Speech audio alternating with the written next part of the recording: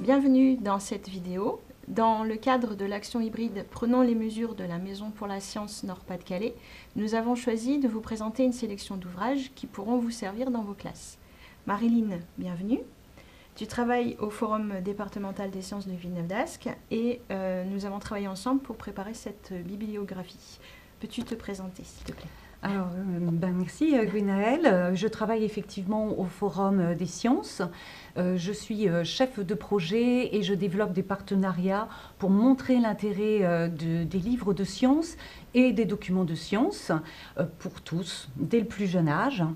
Cette collaboration en particulier avec la Maison pour la Science et toi a pour but de trouver des ressources, alors souvent des livres de sciences, qui sont très variés pour les enseignants et de leur apporter dans cette vidéo des pistes d'exploitation ou d'utilisation possibles en classe. Ces documents seront regroupés dans une mallette de médiation documentaire qui sera mise à disposition gratuitement pour emprunt au centre de documentation du Forum des sciences. Mais également, vous en tant que professeur, vous pourrez picorer dans les ouvrages qui se trouvent là et en fonction de votre projet, de votre sensibilité et puis aussi du niveau de votre classe.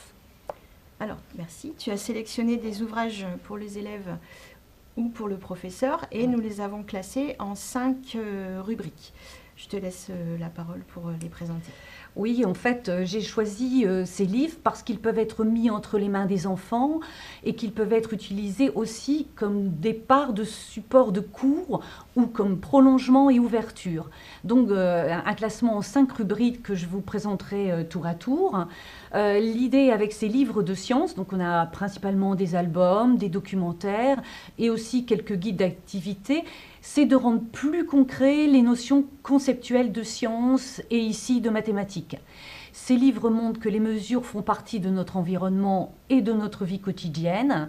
L'enfant, l'élève est ainsi mis en situation de comprendre le monde qui l'entoure et de se représenter des concepts en partant de situations concrètes.